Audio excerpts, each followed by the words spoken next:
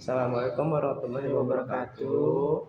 Perkenalkan kami dari kelompok 16 dari kelas 11 6. Saya Melo Sandi Raja Guru. Dan saya Dilan Fakri Arif. Pada video kali ini kami akan menyampaikan mengenai kebijakan Sakoku Restorasi Meiji. dan awal Jepang masuk ke Indonesia.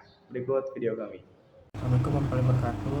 Jadi saya Dilan Fakri Arif akan menjelaskan kebijakan Sakoku. Kebijakan Sakoku adalah negara tertutup, merupakan kebijakan asal Jepang yang diterapkan pada masa kepemimpinan Shogun Tokugawa Iemitsu tahun 1633 sampai 1854. Kebijakan Sakoku adalah larangan untuk orang Jepang pergi ke luar negeri dan melakukan pembatasan sangat ketat terhadap para pedagang dari negara lain.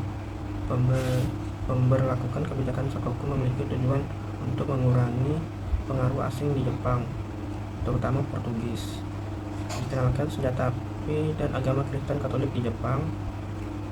Latar belakang: pada 1633, Jepang di masa pemerintahan Shogun Tokugawa Iemitsu menerapkan kebijakan Sakoku atau yang disebut juga politik isolasi. Kebijakan ini juga bertujuan untuk melindungi budaya Jepang dari pengaruh asing. Pemerintah Jepang khawatir akan penyebaran agama Kristen Katolik yang dibawa oleh Portugis. Pemerintah Jepang khawatir akan imperialisme yang dilakukan oleh bangsa Eropa. Pemerintah Jepang khawatir akan kekacauan yang disebabkan oleh perilaku bangsa Belanda dan Portugis. Pemerintah Jepang khawatir akan ancaman terhadap stabilitas politik dan kekuasaan mereka. Dalam kebijakan Sakoku, Jepang melakukan beberapa tindakan, diantaranya melarang penyebaran agama Kristen Katolik, membatasi kapal Eropa yang berlabuh, melarang orang Jepang pergi ke luar negeri, hanya mengizinkan pabrik atau kantor dagang Belanda di Dejima, Nagasaki, mengatur perdagangan dengan Tiongkok di Nagasaki, mengatur perdagangan dengan Korea, Tsushima, mengatur perdagangan dengan Ainu di Matsumae, mengatur perdagangan dengan kerajaan Ryukyu di Satsuma. Dampak kebijakan Sakoku: penindasan dan hukuman berat bagi masyarakat Jepang yang menganut agama Kristen. Masyarakat yang diselamatkan dari penganiayaan menyembunyikan kekristenan mereka atau disebut Kakure Kirishitan. Terisolasi selama beratus-ratus tahun membuat Jepang tidak mengetahui bahwa di dunia luar telah diciptakan kapal besar bertenaga uap. Akhir kebijakan Sakoku: pada tahun 1868, serangkaian pemberontakan yang dipimpin oleh samurai dan dari dominan Tosu dan Satsuma menggulingkan keshogunan Tokugawa. Peristiwa ini menandai berakhirnya lebih dari 700 tahun kekuasaan militer oleh para shogun. Pada 1854, Jepang dipaksa membuka diri melalui Konvensi Kanagawa setelah kedatangan armada AS yang dipimpin oleh Commodore Matthew Perry. Ini menandai awal dari restorasi Meiji dan modernisasi Jepang. Saya akan melanjutkan penjelasan dari Dilan. Di sini saya akan menjelaskan mengenai restorasi Meiji. Restorasi Meiji atau modernisasi Jepang yang terjadi pada tahun 1808 hingga 1912 adalah periode transformasi besar Jepang setelah berakhirnya Keshogunan Tokugawa. Dimulai pada tahun 1868, Kaisar Meiji atau Mitsuhito memimpin reformasi menyeluruh yang mengubah Jepang dari negara feodal menjadi negara industri dan militer modern dalam waktu singkat. Tujuan restorasi Meiji yaitu untuk mengembalikan kekuasaan atas pemerintahan Jepang kepada kaisar sebelumnya, mengecek ketertinggalan Jepang dari negara barat di bidang ekonomi dan teknologi, membalas kekalahan Jepang dalam perang melawan pihak barat, membuka negara Jepang untuk berinteraksi dengan negara luar agar bisa belajar dan mengembangkan peradaban serta meningkatkan kondisi perekonomian. Kebijakan-kebijakan yang dibuat restorasi Meiji yang satu mengirim pemuda Jepang belajar di luar negeri. Mereka diharuskan untuk belajar pengetahuan dan teknologi agar bisa diaplikasikan untuk kemajuan negara. Dua, mendatangkan pakar dari luar Jepang untuk mendidik pemuda Jepang mengerjakan proyek pengembangan teknologi yang menerapkan wajib belajar 8 tahun perubahan sistem militer yang awalnya menggunakan sistem samurai menjadi sistem militer modern.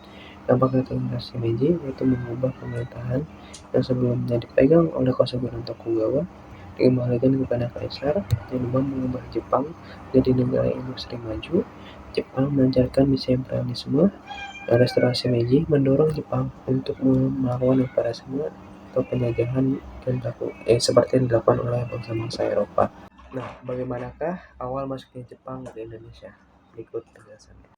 Oke, saya Dr. Arif akan menjelaskan awal masuknya Jepang ke Indonesia. Jepang masuk ke Indonesia mendapatkan cadangan logistik dan bahan industri perang, seperti minyak bumi dan aluminium.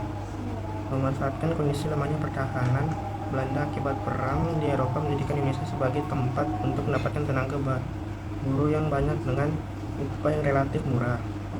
Jepang menyerang Pearl Harbor yang merupakan pangkalan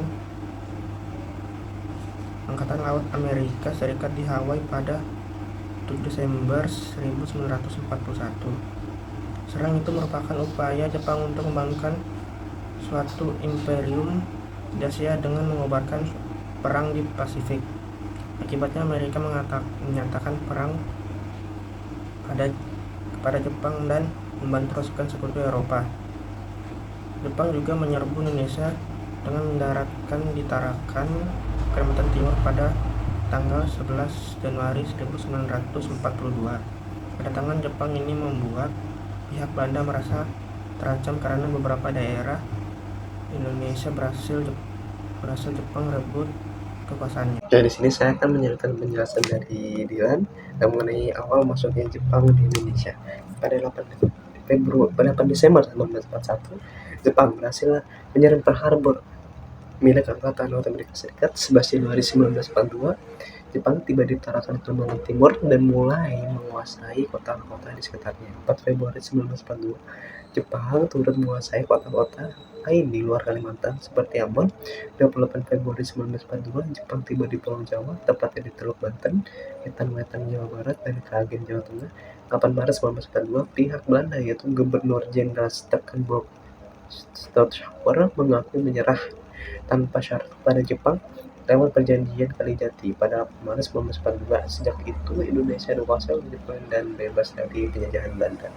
Saat kependudukan Jepang menggunakan data-data intelijen untuk membuat propaganda yang bisa menarik simpati rakyat.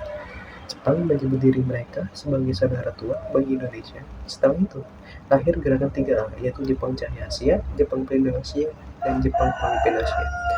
Berikut dampak kependudukan Jepang. Itu ada dampak positif.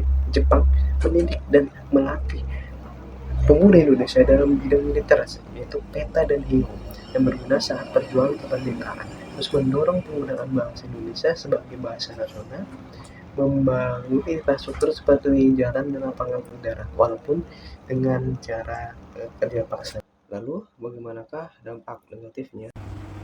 Dampak negatif: ekonomi rakyat hancur karena eksploitasi sumber daya oleh Jepang. 2. Rakyat dipaksa bekerja sebagai romusa yang menyebabkan banyak kematian akibat kelaparan dan penyakit. 3. Kekerasan dan penyiksaan terhadap rakyat yang menentang Jepang.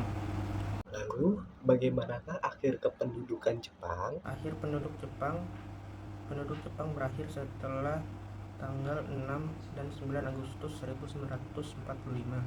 Amerika menjatuhkan bom atom di Hiroshima dan Nagasaki. 16 Agustus 1945, Jepang menyerang tanpa syarat kepada sekutu. 17 Agustus 1945, Indonesia memanfaatkan situasi ini untuk memproklamasikan kemerdekaan. Setelah Jepang kalah, Indonesia menyatakan kemerdekaannya.